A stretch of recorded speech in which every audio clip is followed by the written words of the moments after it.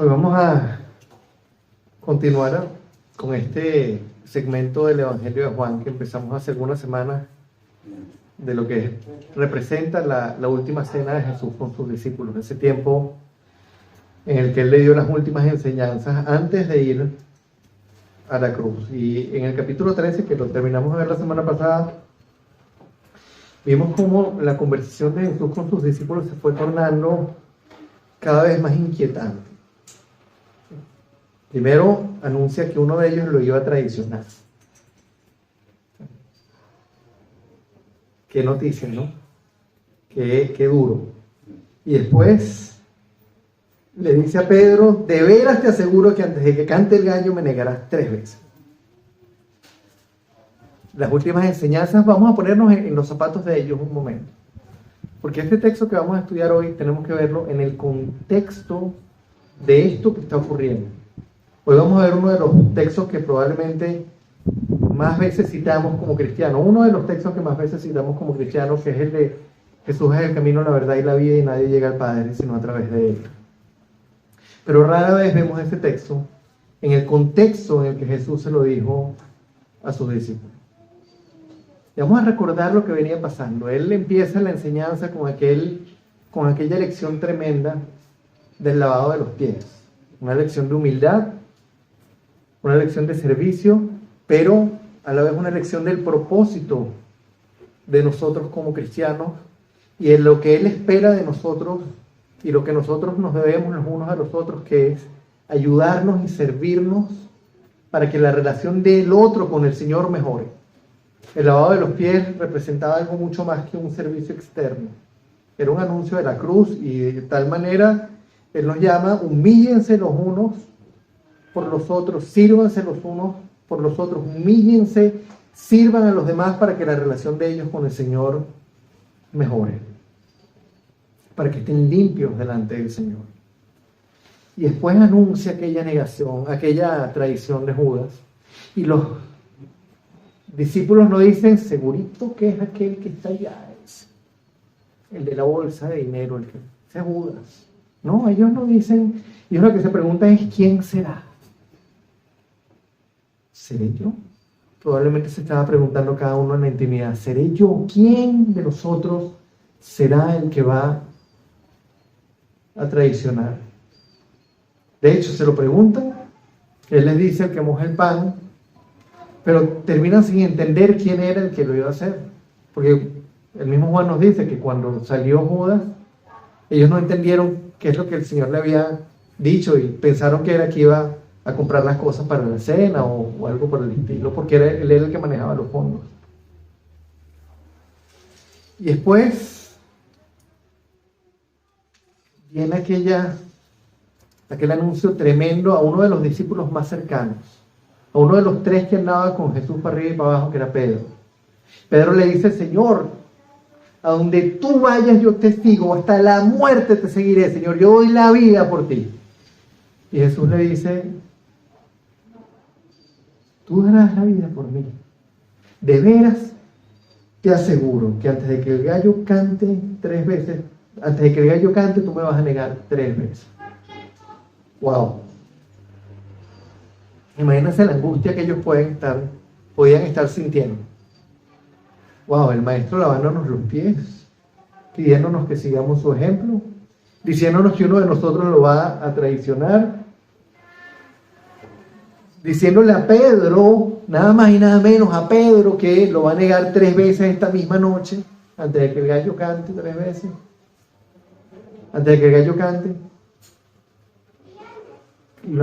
La angustia, la preocupación que podía haber en ellos en ese momento. Y lo bello de todo el asunto es que en el pasaje que vamos a comenzar a leer, a ver hoy, lo vamos a ver en varias partes, hoy vamos a ver los primeros 6 versículos, el Señor le da un giro a la conversación.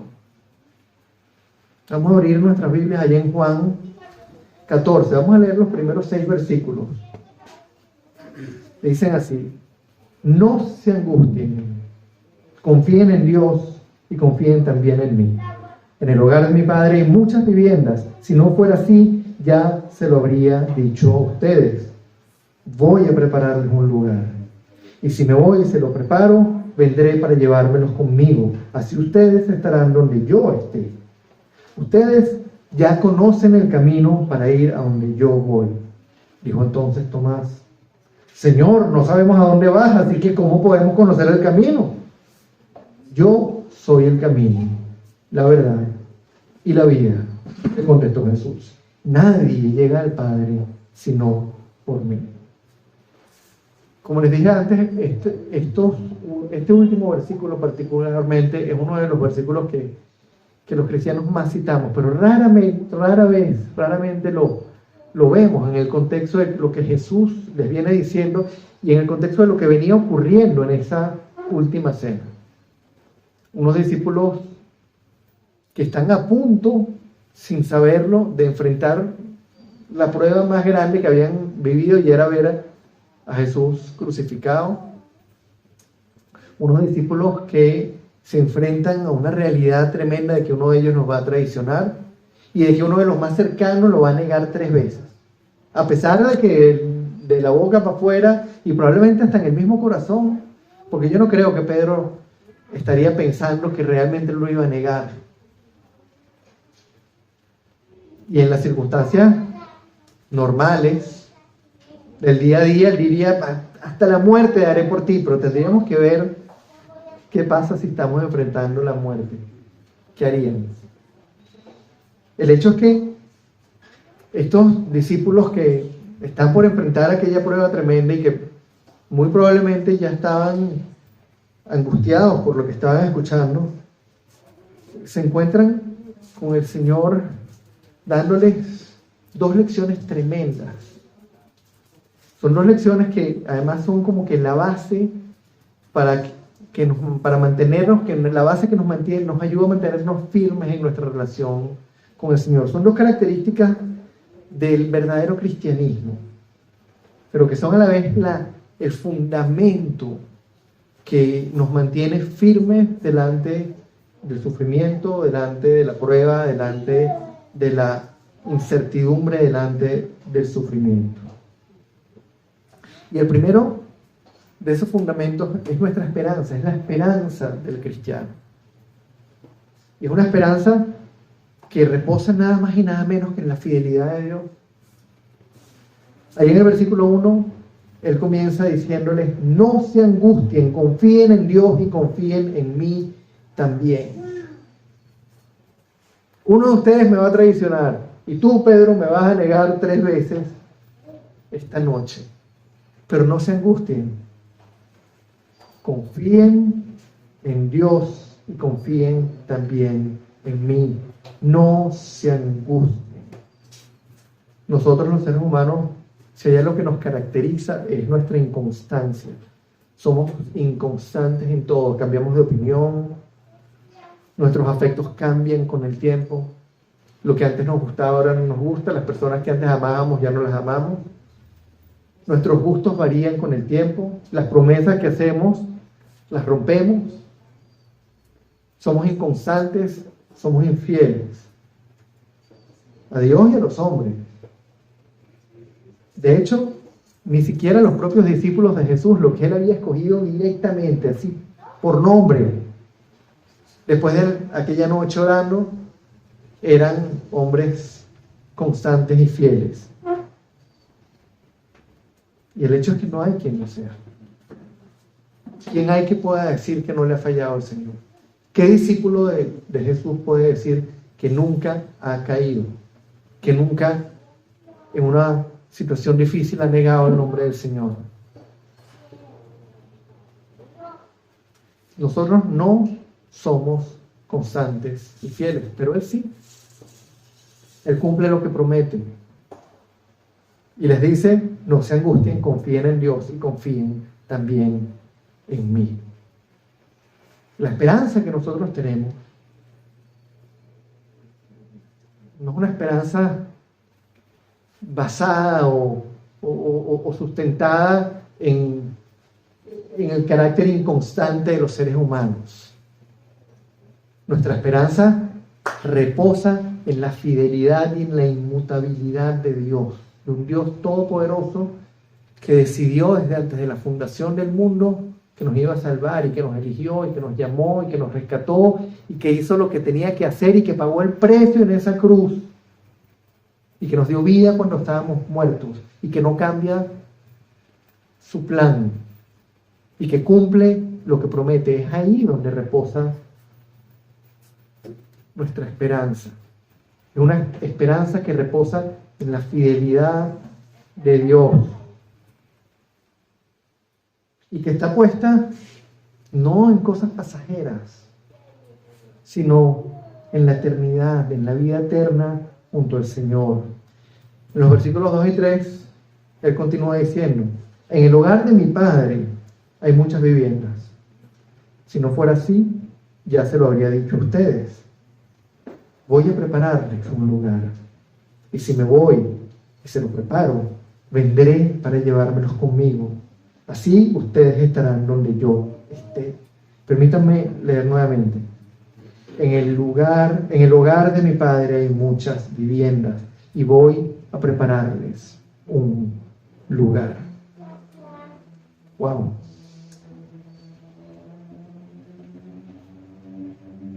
No sé si ustedes se lo habrán preguntado alguna vez, pero seguro hay muchos que se lo han preguntado.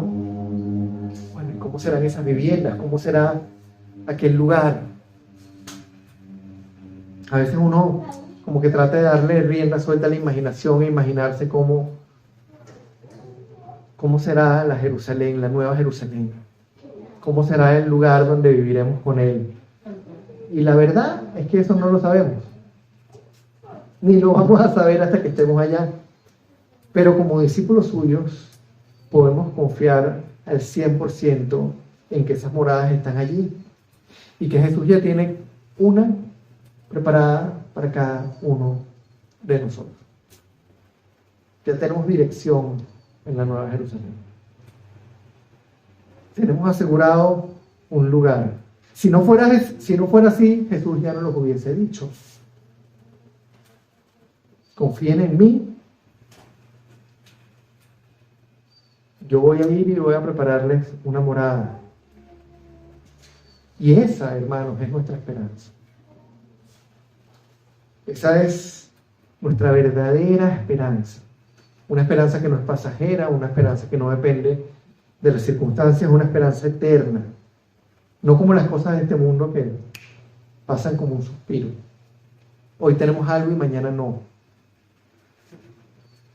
Wow, el día que yo consiga ese trabajo y conseguimos el trabajo y al poco tiempo quiebra la compañía o nos botan, o ya el sueldo que nos habían pagado al principio, que nos habían ofrecido al principio, deja de ser suficiente y ya tenemos entonces la esperanza de conseguir otro. O si yo viviera en tal o cual lugar, si yo me pudiera mudar a tal país y resulta que la persona se muda a tal país y la esperanza al poco tiempo deja de ser esperanza porque se dan cuenta que su problema, sus angustias, sus preocupaciones y todas las cosas lo acompañaron. El hecho es que aquí todo es pasajero, pero nuestra esperanza como cristianos no es pasajera, es eterna. Y nuestra mirada como discípulos de Jesús debe estar puesta no aquí, sino en Él, porque nos espera algo infinitamente superior. Nuestra esperanza no caduca, nuestra esperanza no tiene fecha de expiración. Nuestra esperanza no se acaba como se acaba el dinero, nuestra esperanza no se diluye como se va diluyendo nuestra salud con el tiempo.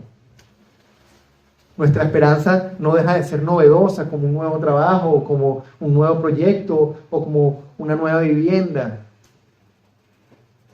Nuestra esperanza es eterna y nos va a sorprender cada día cuando ya estemos ahí.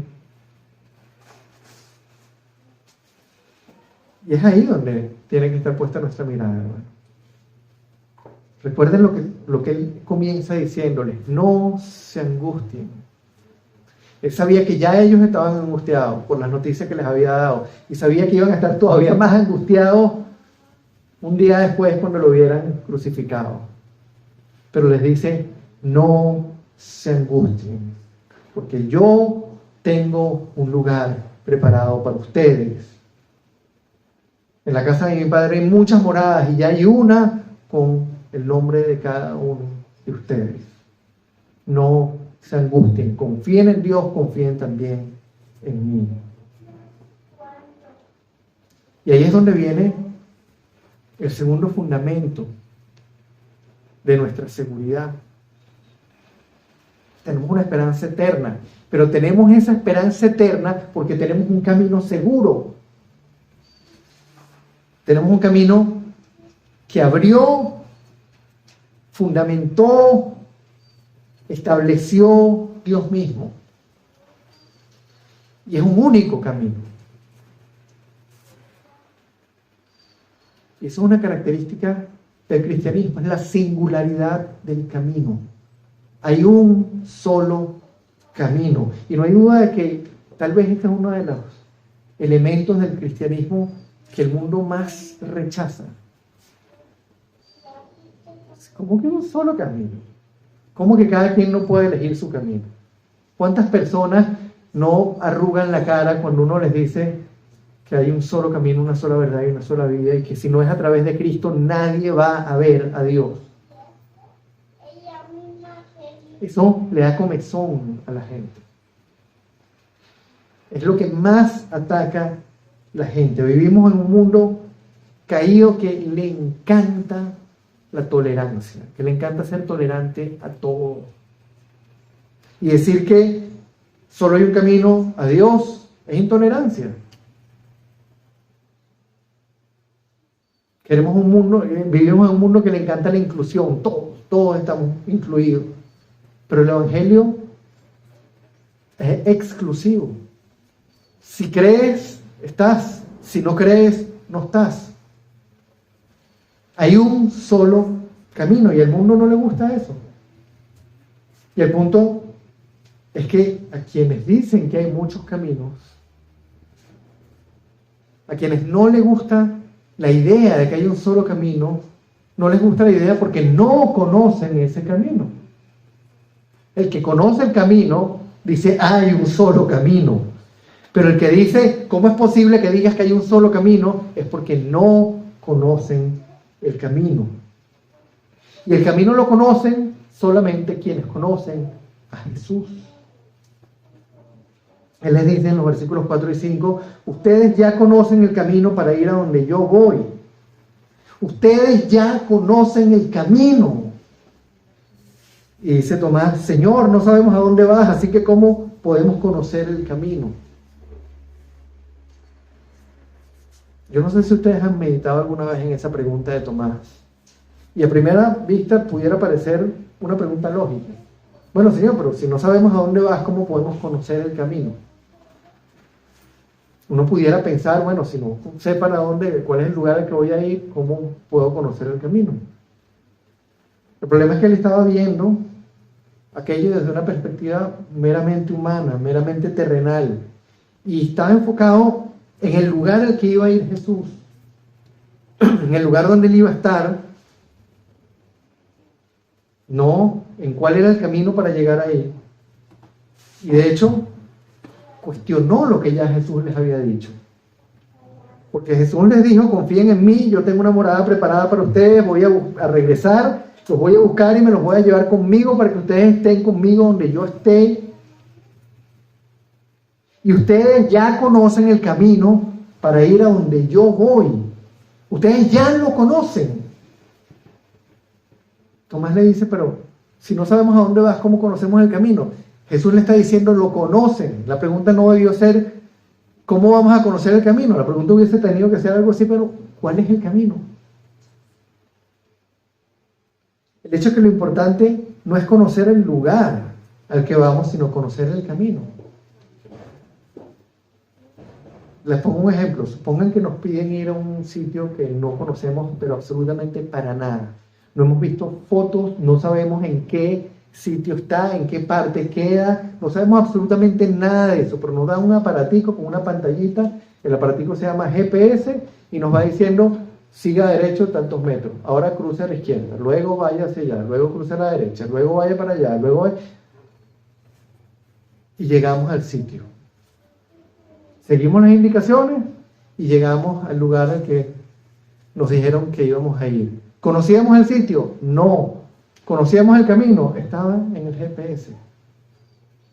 Y el punto es que nosotros tenemos algo mucho más seguro, mucho más preciso que un GPS. En este caso el camino es muchísimo, muchísimo más directo. No tiene recovecos, no es cruza a la izquierda, sigue para allá, devuélvete. Es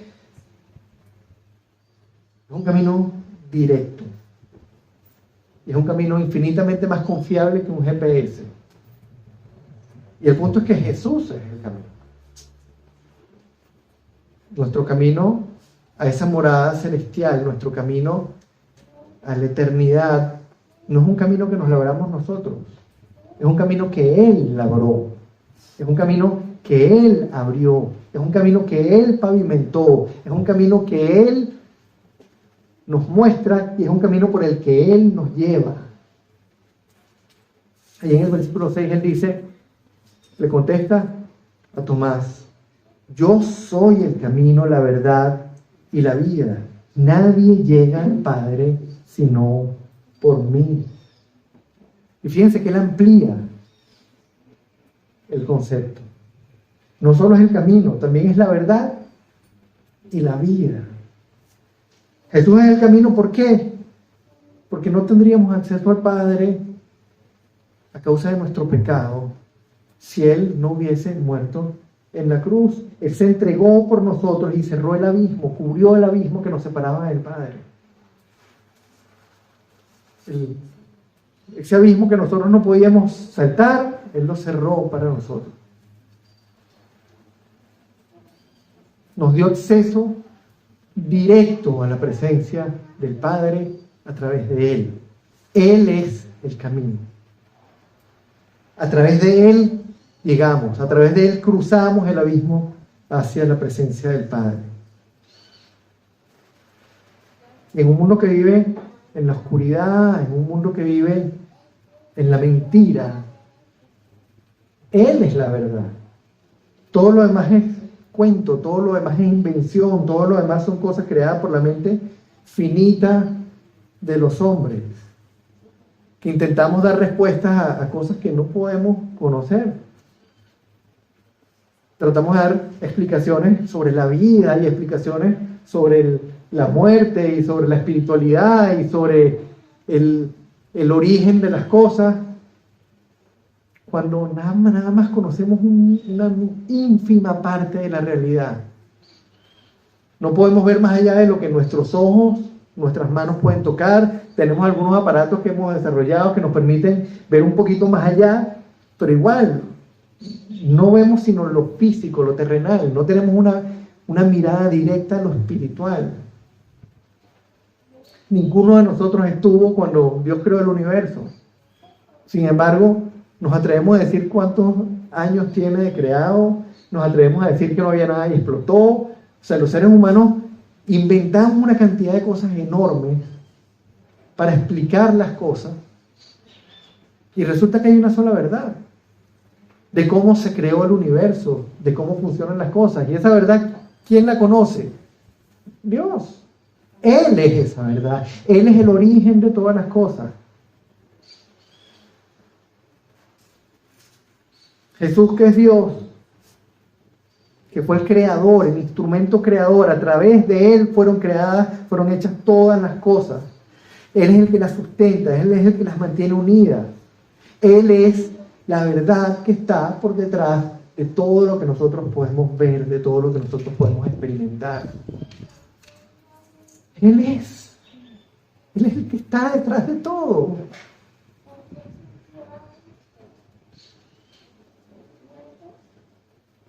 Mientras todos los pensamientos del hombre son falsos, son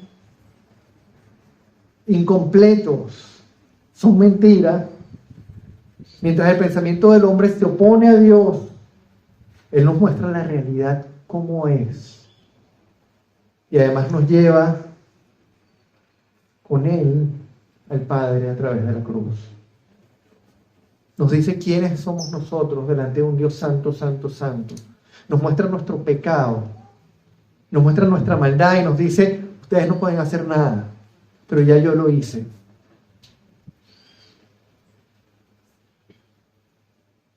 Él es el camino, Él es la verdad y Él es la vida, porque sin Él lo único que hay es ¿qué? Muerte. Vivimos en un mundo muerto por el pecado, una realidad en que todo se deteriora, todo se acaba. Nuestro cuerpo envejece, las cosas se deterioran, el universo se va deteriorando, todas las cosas se van deteriorando. Pero Él trasciende este mundo material, Él trasciende la tumba. Para Él tomar un cuerpo putrefacto, tras 3 días de estar metido en una cueva, tapado con una piedra, tomar ese cuerpo y restituirlo, era porque Él es el dueño de la vida.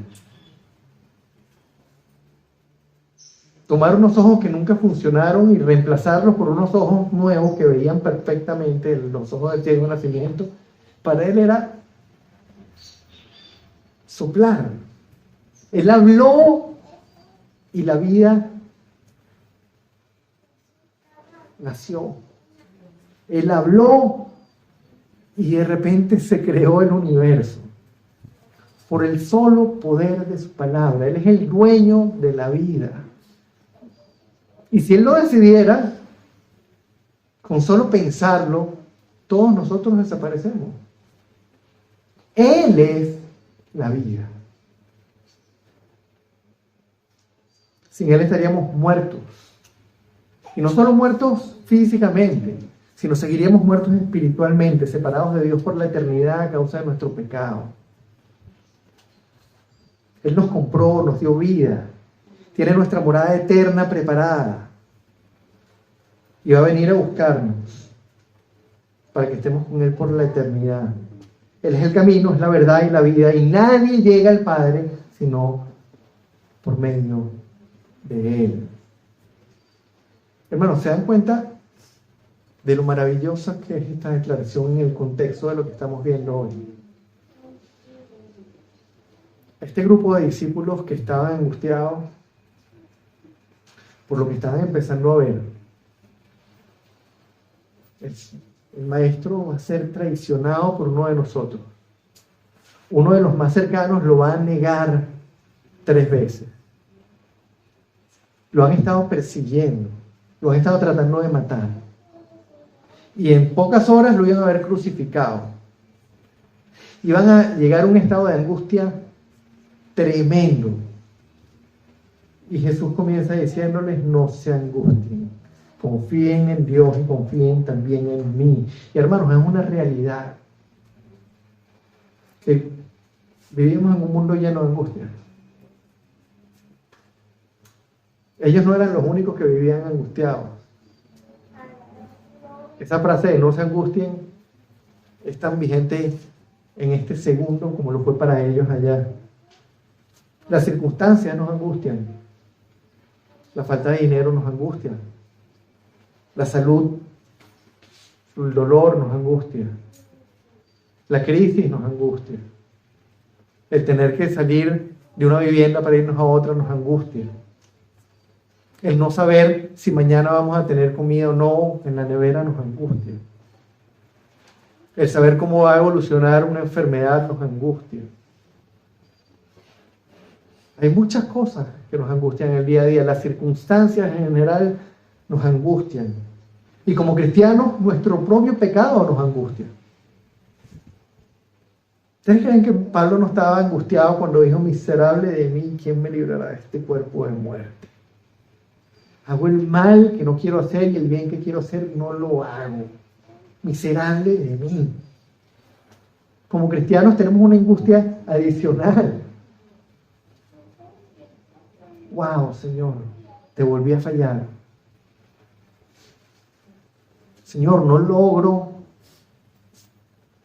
vencer esto. Señor, sigo siendo todavía un ser imperfecto caído.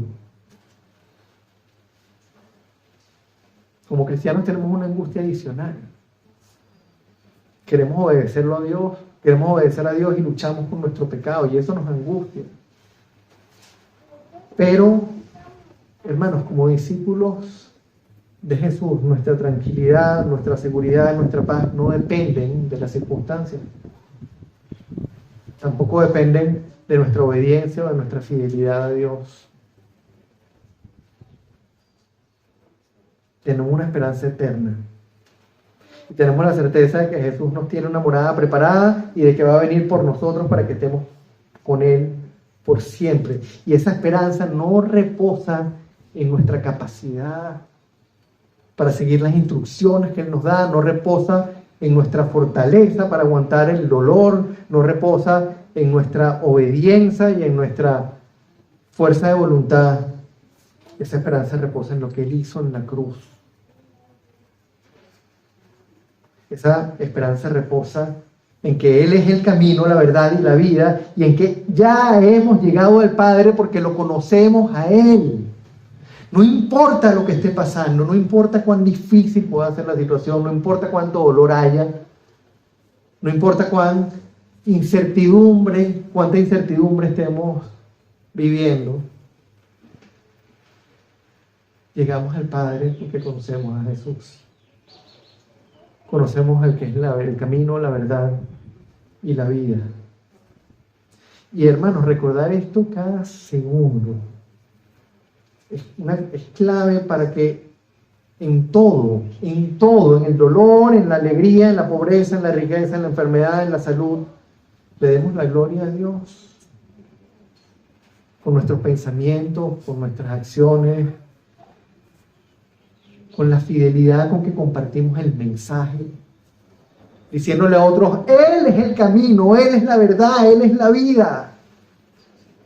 Y nadie llega al Padre sino a través de Él. Y lo digamos con gozo, porque podemos estar en la presencia del Padre, porque Él es el camino, Él es la verdad y Él es la vida.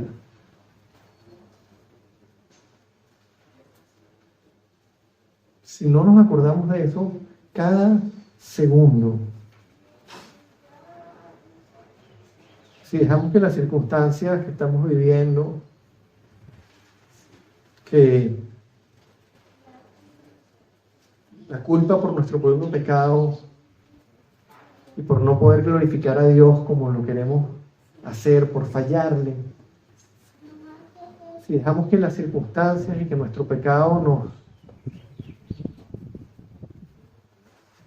nublen la mirada, no vamos a tener el gozo, no vamos a tener la esperanza, no vamos a tener la disposición de servir al Señor como Él quiere que lo sirvamos. Esto tenemos que recordarlo todos los días, hermano.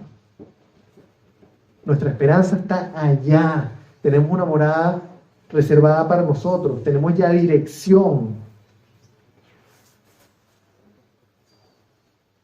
Y eso no está escrito con tinta de hombre, está escrito con la sangre de Cristo. Con la sangre que Él pagó, con la sangre que Él derramó en esa cruz. Y nuestra esperanza, esa esperanza reposa en lo que ya Él pagó. Conocemos al Padre porque lo conocemos a Él. Hemos llegado al Padre porque lo conocemos a Él. El abismo que nos separaba ya no nos separa.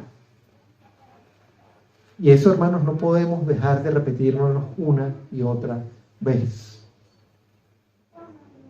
Y la manera más rápida de hacerlo es abriendo las Escrituras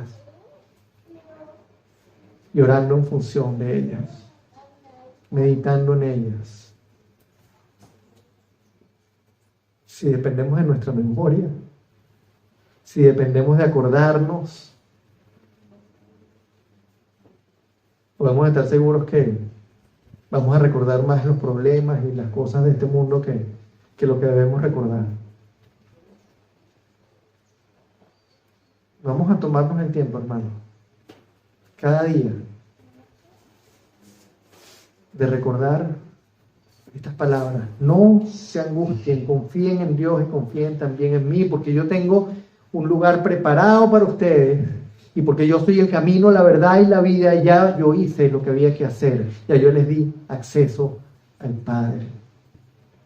No dejemos de meditar en eso, no dejemos de recordarlo, no dejemos de repetirnos los unos a los otros, no dejemos de leerlo en las Escrituras, no dejemos de proclamarlo a todo el mundo.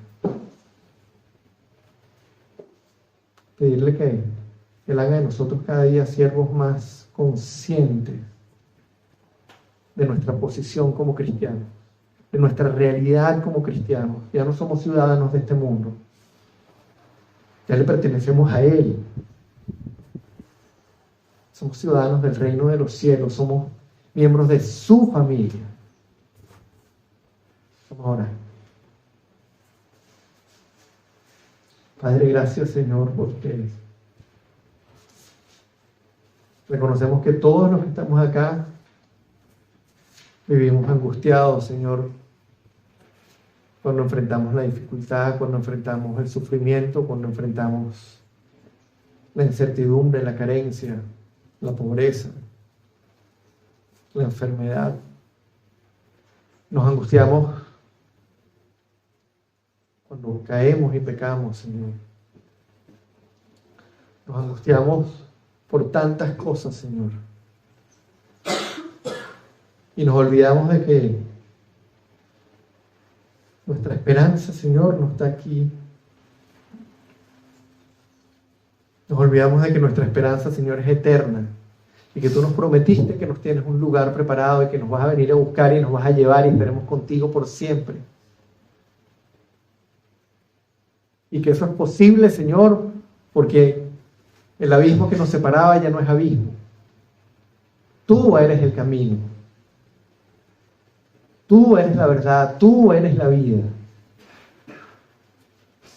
Tú fuiste quien nos rescató, tú fuiste quien pagó, tú fuiste quien nos llevó a la presencia del Padre. Es tu justicia, Señor, la que nos permite entrar en el lugar santísimo. Es tu sangre, Señor, la que cubrió nuestras culpas, la que pagó por nuestro pecado. Fuiste tú el que recibió ya la ira que a nosotros nos correspondía recibir. Señor, ayúdanos a no olvidar nunca esto. Ayúdanos a que seamos siempre, Señor, siervos dispuestos a seguirte, porque recordamos quiénes somos, porque recordamos nuestra esperanza, porque recordamos que ya no somos, Señor, ciudadanos de este mundo, sino somos extranjeros y peregrinos aquí.